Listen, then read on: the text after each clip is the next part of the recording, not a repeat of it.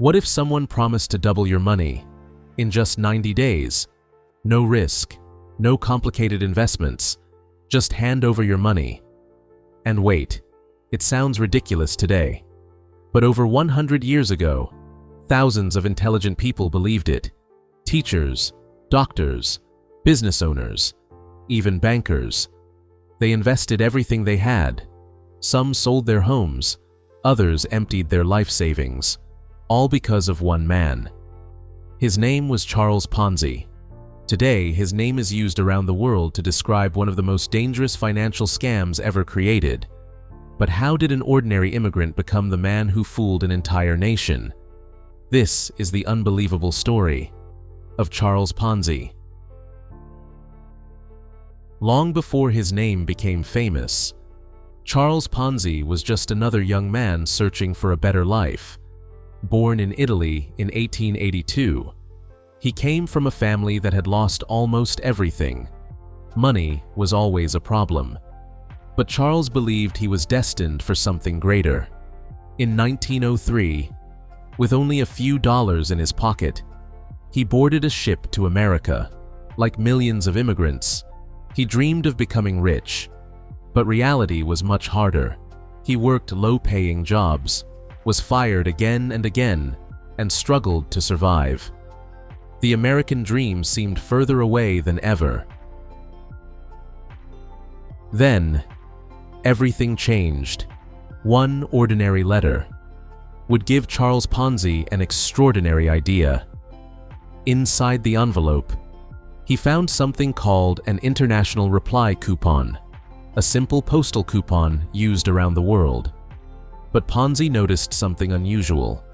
Because of differences in exchange rates after World War I, these coupons could be bought cheaply in one country and exchanged for more valuable postage stamps in another. In theory, it looked like free money, a perfect arbitrage opportunity. But there was one problem. Charles Ponzi never intended to build a real business. Instead, he realized something even more profitable. He could simply convince people that he already had one. At first, Charles Ponzi genuinely believed he had discovered a brilliant business opportunity. But there was one problem. The math didn't work. To make the profits he promised, he would have needed to buy and exchange millions of international reply coupons. There weren't enough coupons in the entire world. His business could never succeed. But instead of admitting failure, Ponzi changed his plan. He began accepting money from investors, and he made them an unbelievable promise: a 50% return in just 45 days, or 100% in only 90 days. It sounded impossible, yet thousands believed him. The first investors received exactly what they were promised. Word spread like wildfire. New investors poured in every single day. Nobody realized the profits weren't coming from coupons. They were coming from the next investor. By the summer of 1920, Charles Ponzi had become one of the most famous men in America. Newspapers called him a financial genius. People trusted him without question. Every day, thousands of investors arrived with more money. Some mortgaged their homes. Others invested their entire life savings. At one point, Ponzi was reportedly taking in hundreds of thousands of dollars every single day. But behind the scenes, there was no profitable business, no massive international trading operation, no secret investment strategy. Only one simple trick: use new money to pay old investors.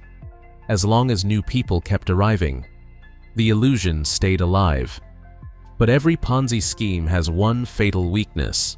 The moment new money slows down, everything collapses.